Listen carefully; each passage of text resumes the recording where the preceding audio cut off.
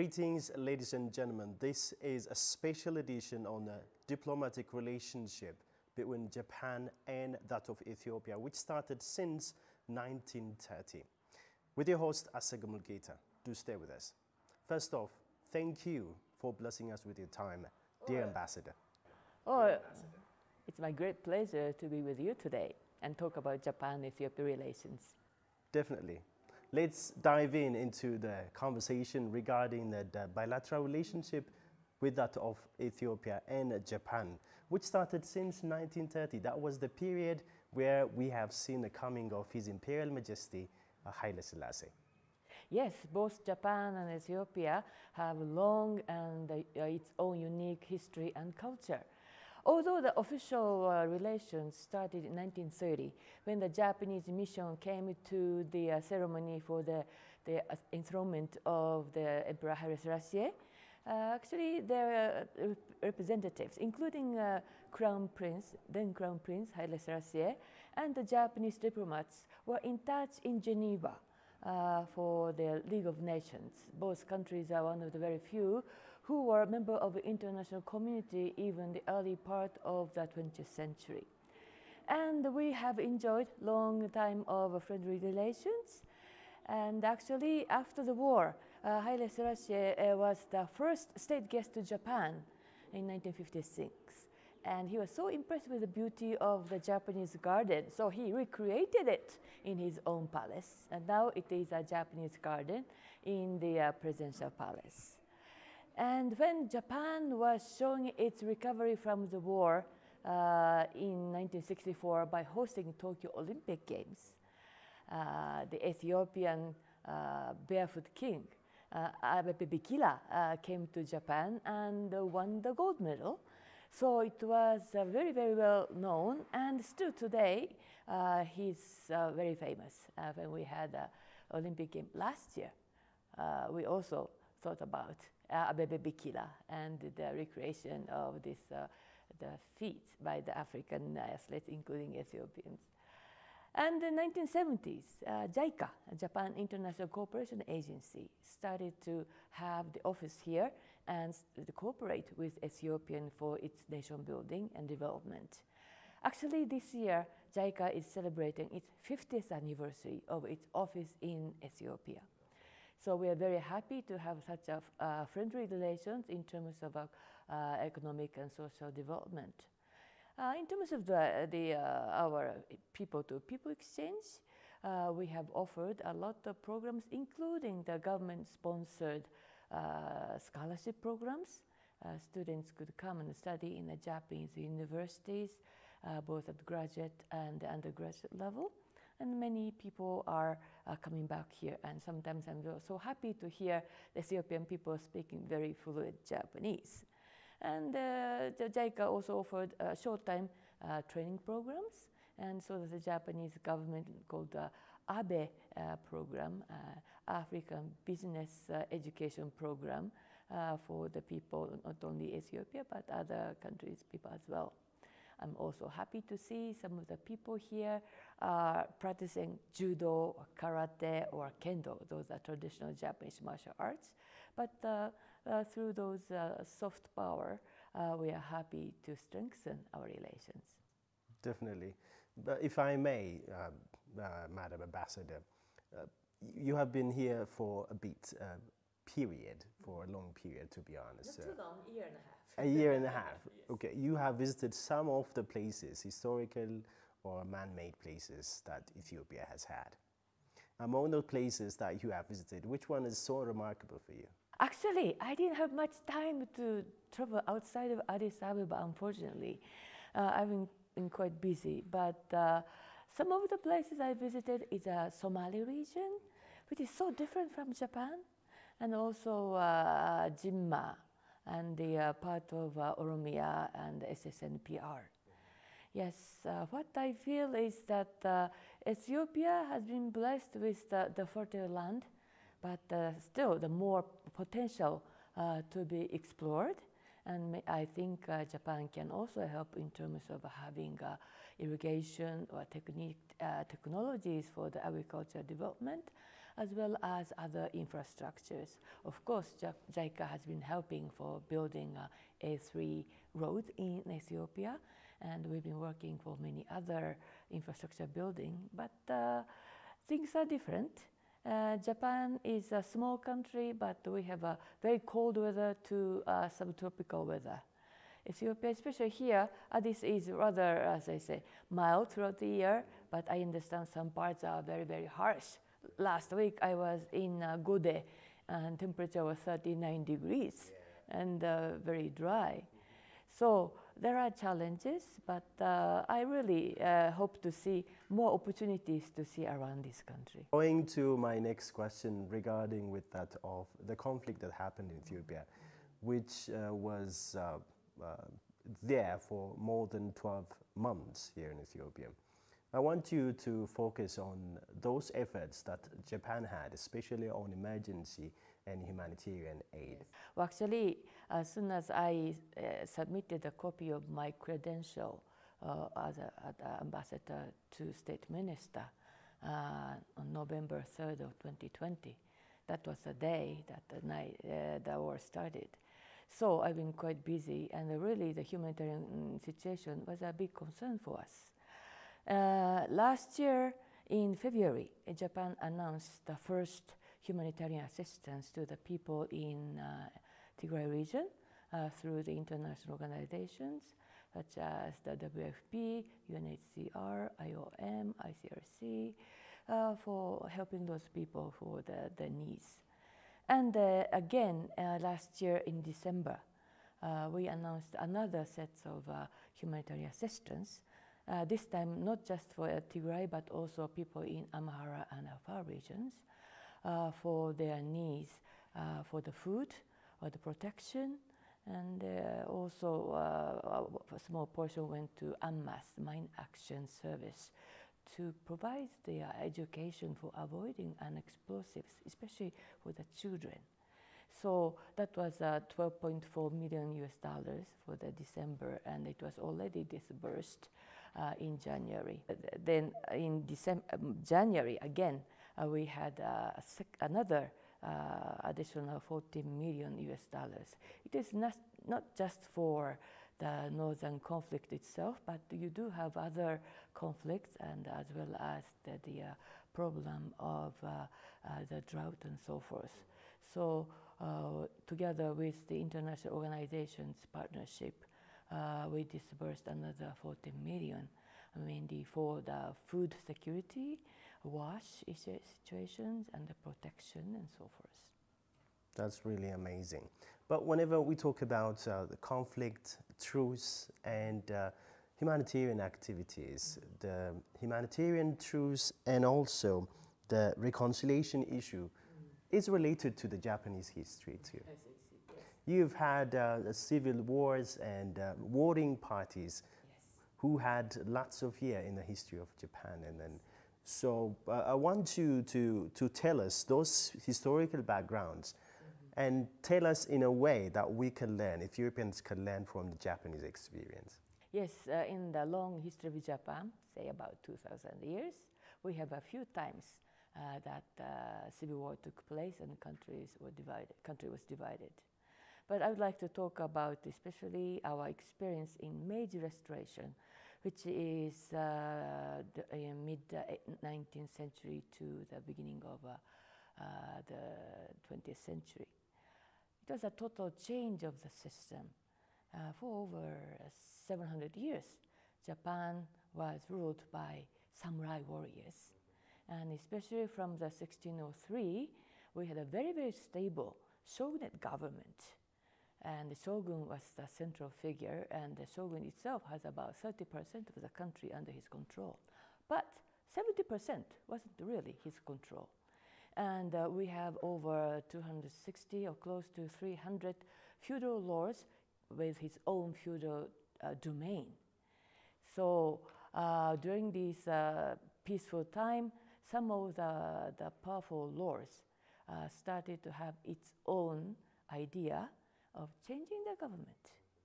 And we had a civil war, actually. although the government, the shogun, returned the power of politics to the emperor, shogun wanted to be one of the influential politicians under the new system. So the eventual hot war broke out.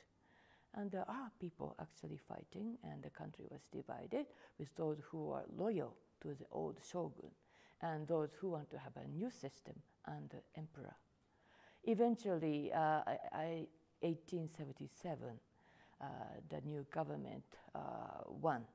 But there are a lot of situations how we can have reconciliation with those who are loyal to the old system and who want to have the new system.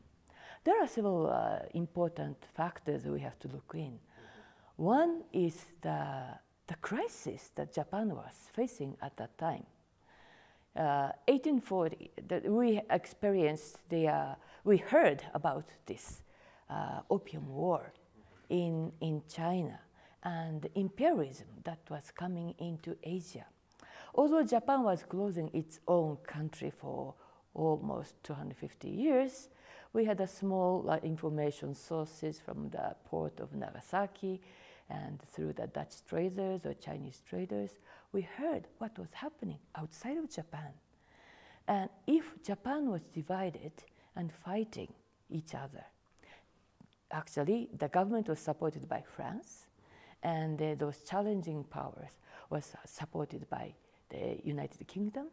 We also had Americans came with a black ship, which is an amazing fact that the iron was floating and such a huge boat with the steam was coming all the way from the United States.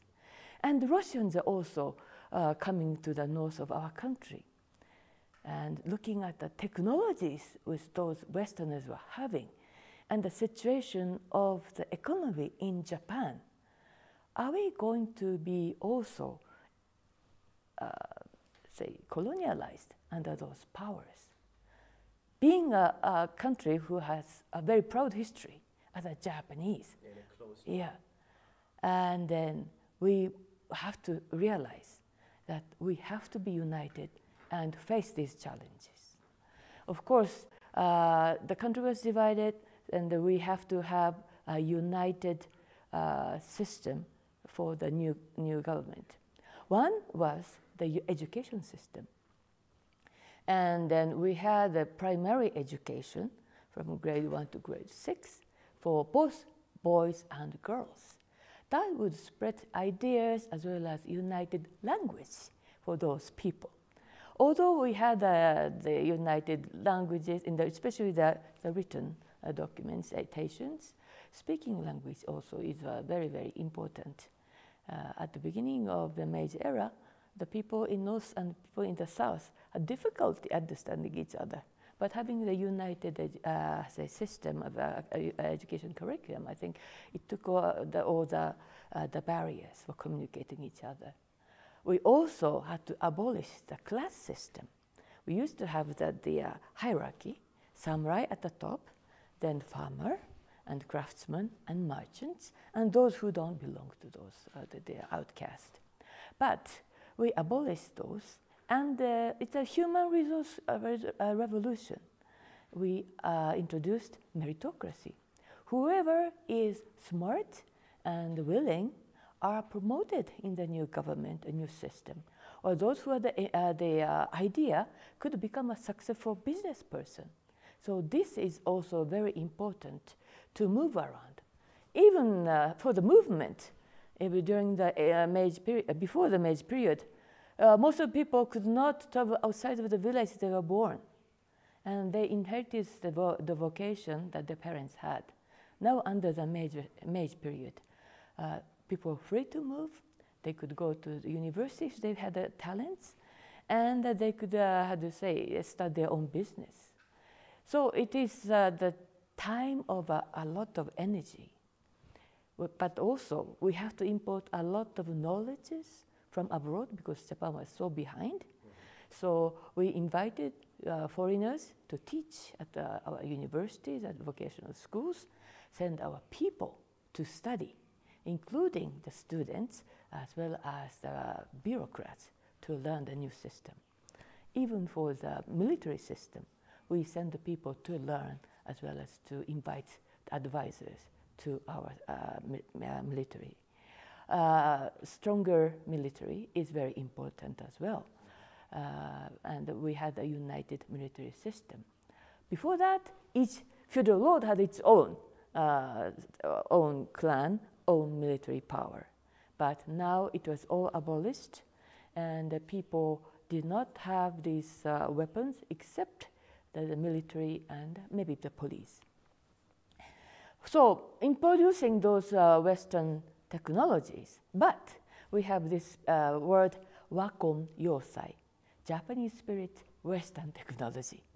So we imported and digested and use it for our own, but also we kept our own pride and our own history and culture. So after this Meiji Restoration of 1877, the war is over. Now people realize they could not fight with the weapons, but they could fight with their logics and ideas, and they challenge the government by talks, by policies. And we were ready to introduce the democracy under the Constitution. We again sent our people to study about several Western constitutions, and we worked on our own constitutions, and then carried out our first general election in 1890. Although it was only for men with some certain income. And the universal suffrage didn't come until the 1940s, after the World War II. But nevertheless, we changed the fighting from the battlefields to the policy. And people could make a stand-up podium and talk about their ideas for the policies. And then actually the peaceful change of the government took place by conducting general election. So these are also very important aspects that we went through. So although there's a new system, but we adapted in our own way, and also we had kind of elders who are actually involved in the change of the Edo shogun period to Meiji Restoration. Those were respected as the elders who contributed to the change of the Japanese system, and their opinions were heard. But after they were gone, we had faced with a big challenge, which is that no one was able to stop the military. So the democracy was oppressed by the advance of the militarism. So that's something that we made a big mistake.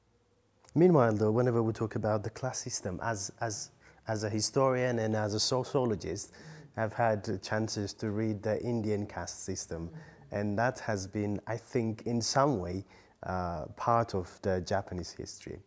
How could you rectify those? Is it codified inside the Constitution of Japan so that it cannot be raised again? Yes, even in the Meiji Constitution, everyone was equal. So before that, under the Edo period, it was very clear. The samurai was at top, and the farmers who could create the food is a second. The craftsman is a third. Then merchants, they don't create anything, but they deal with it. So they were the lowest among the four. But when we introduced the new government and new constitutions, it was very clear that everyone is equal. And the current constitution also, after the World War II, it is also very clear everyone is equal. Man and woman are equal as well. Yes. Awesome. Bringing unity and bringing the closeness between people has been one of the amazing things, as I've heard you from Japan. And I think there was some kind of national dialogue, as Ethiopia is striving to bring the issue of national dialogue and reconciliation to that of Ethiopia. in your perspective, from Japan's history, what were the major prerequisites in order to make a sustained reconciliation, peace, a successful one? I think it is important to allow freedom of expression, freedom of press. And that would really help to hear different ideas from different places. Of course, in the 19th century, there's no internet, but we did have some newspapers. Now, we did have some printing technologies, so that different ideas were spread through those media. And people could understand what others are thinking, and they could think. And also, education is very important for the people to learn how to think. Freedom of movement is also important, so that you could see, visit other places other than your own hometown, or meet people who are not in your particular area of vocation, and know their different ideas. So that it is by having the opportunities to meet and know the different people and the different ideas, I think that would help to find some new ways of understanding each other. Of course, we had this Japanese parliament, or we call it diet, so that elected people could have discussion, and then they would form the new shape of the government, what kind of country we're looking for. Yeah. Of course, we imported a lot of ideas from abroad as well, and then we did invite some advisors, but also it is important for the people themselves to talk about what kind of country we want to have. Yeah. Awesome. Let's shift our discussion to that of the trade and investment relations with that of Japan and that of Ethiopia since long ages. Tell us about those. Yes, actually, I looked at the latest the trade figures. According to the Japanese side figures, we are very, very balanced, but a little bit import from Ethiopia to Japan. And we have a lot of coffee coming from Ethiopia, because Ethiopian coffee is known as excellent Arabica coffee. But these days, now we also have a lot of import of flowers, especially the roses. Yeah, we even have some vending machine of the rose. Yeah, and of the sesame, and yeah, those are also new things to come in. But from the Japanese side, we have export of automobiles, or the steels, and then we hope to have increased trade for both sides. Yeah, I think there are a lot of opportunities. Definitely. Currently, last week to be exact, we have heard a consortium of Japanese and Chinese companies come on together in order to complete the started Tulumoye project. It is a geothermal project. It is a good opportunity to connect with the Chinese too. Tell us more about that engagement and that development in trade and investment. Yes. Oh, for that investment, we've been promoting, we'd like to promote even more opportunities for the Japanese companies to come to Ethiopia. And what you mentioned about Tulumoye, it is Japan's Mitsubishi Corporation, who is very, very strong in terms of introducing Japanese technology related with geothermal power generation. But we have many other technologies. For instance, last year, we had Safaricom. 27% of Safaricom is from Japan's Sumitomo Corporation.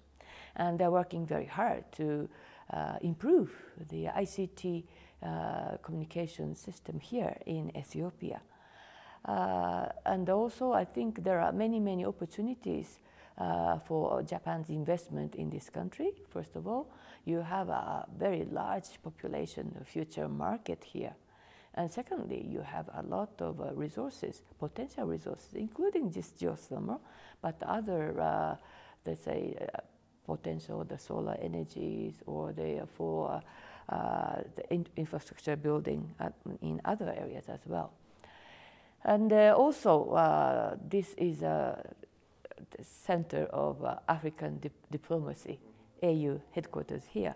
And we can showcase our success to other African leaders and other African countries, so that we'd like to have even more successful stories here. But I think there are some challenges for Japanese companies to come under investment. One is the transparent and the quick administration, or the rules to be implemented. Of course, the language is one of the barriers, but we'd like to see, for example, the custom duties to be very open, and everyone is very clear what to be done, or the security or safety of the country is also another one. And or incentives will be very, very important, because other countries are also trying to invite Japanese investors to come. So what kind of incentive can they enjoy here is another the challenge. And the transfer of money is very important for the Japanese companies. In order to invest and make money, then they would like to transfer the money for other countries or headquarters, or invest in other areas in this country. And those decisions, the freedom of business is very, very important. Definitely. Whenever we talk about in Japanese engagement, especially in Africa, I know the Chinese have their own way of engagement. I know the Russians have their own way of engagement in Africa. What is the specific engagement that we can expect from Japan? Well, Japan is based on the very, very transparent and clean, and we will respect the needs of the country. And we were working with the Ethiopian government, Ethiopian companies, to meet their needs.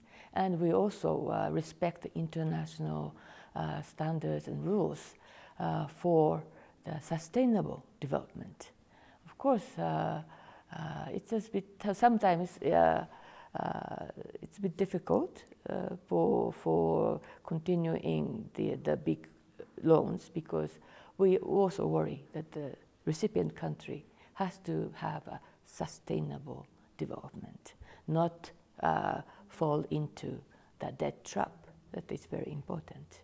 But what we are very proud is that Japan always look into the needs of the people and meet their needs. That's what we have been engaged in. Yeah. Definitely. Whenever we talk about education, Japanese engagement is very good here in Ethiopia, with building schools, engaging students, scholarship, bringing back students here, having an alumni students association and everything related. I want you to tell us about the aid and the support that you have in order to give a refined quality of education here in Ethiopia. Yes, through JICA and through our embassy's own human security grant projects, we've been helping education area in this country as well. We have been putting emphasis on primary education, so that we build various schools buildings. Then also we had the work with the Ministry of Education for developing, especially for the science and the math curriculum, and as well as the textbooks for the children in this country. So we send advisors together with the Ethiopian teachers and schools to have a new curriculum for the math and science, and then actually implement in the school. Sometimes we have a volunteer coming and they were teaching and they give some advice. Other times we invite Ethiopian teachers or the principals to come to Japan and learn the Japanese system through this cooperation. Now we've been shifting from the primary school to the secondary school. From 9th grade to 12th grade, we are also cooperating with the Ministry of Education for developing a new kind of textbooks for the science and the math areas, and how to implement those textbooks in the classroom. We send advisors and we work with Ethiopian teachers. And again, we are hoping to invite people from Ethiopia to come to Japan and learn more on those areas. Unfortunately, for the last 2 years, because of the COVID-19, we had a rather restricted visit from abroad to Japan. But now it's been lifted, although still we cannot have travelers, tourists to come, but others, such as exchange students or the training for the people can come to Japan and then have the curriculum experiences or training experiences. Awesome. Before we go, if you have any final comment or any final say on whatever is going on here in Ethiopia. Yes. Actually, this is not just Ethiopia, but also for the entire Africa. Japan has been promoting Tokyo International Conference on African Development since 1993. And this year, we are going to have the 8th TICAD meeting in August. And this will be a great opportunity to promote development, trade, investment, and also the nexus between peace and development. And we hope to have the presence of Ethiopian Prime Minister, as well as other government officials, as well as Japanese business people to come and deepen their understanding each other and finding opportunities to promote trade and business and investment. Thank you very much, Madam Ambassador Ito Takako. A great pleasure. Thank you very much. That's all that we've got for you inside this special edition of Diplomatic Relationship between that of Japan and that of Ethiopia with your host, Segregator. Thank you all, the facilitators of this show. You have a good time.